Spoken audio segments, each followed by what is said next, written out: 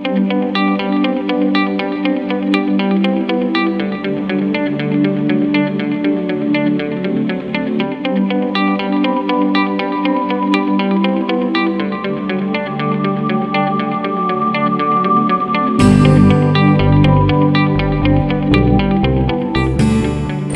року для нас свято, тому що до нас приїжджає надзвичайна група. Це кримські татари з Криму.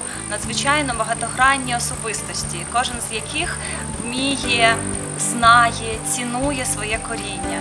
Вони неймовірно танцюють, неймовірно співають, вони закохують у свою культуру. Взагалі кримсько-татарська культура, вона є унікальною і особливою. І в мене вже як мінімум 2 роки особливе ставлення до її носіїв. І кримсько-татарські діти, з якими я маю можливість спілкуватися на таборі, це таке суцільне сузір'я талантів.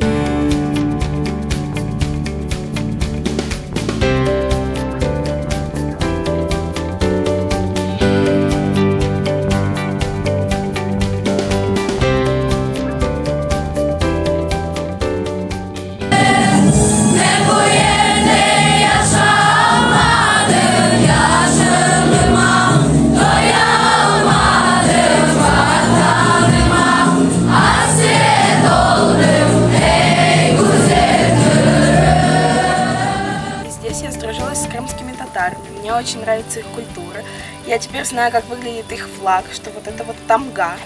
И я выучила их песню «Эй, Гюзель Кырым». «Мен bu yerde yaşamadım, yaşlığıma doyamadım, vatanıma астрик oldum, эй, Гюзель Кырым».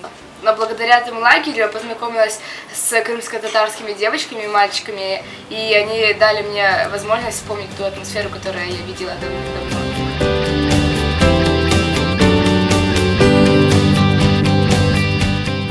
Мен бұл лагерьні бек бекендім.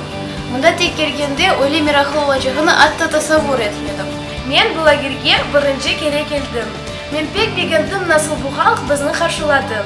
О дінледілер біздің ойынларымызны, ерларымызны, ve біз қуанып ағладымыз.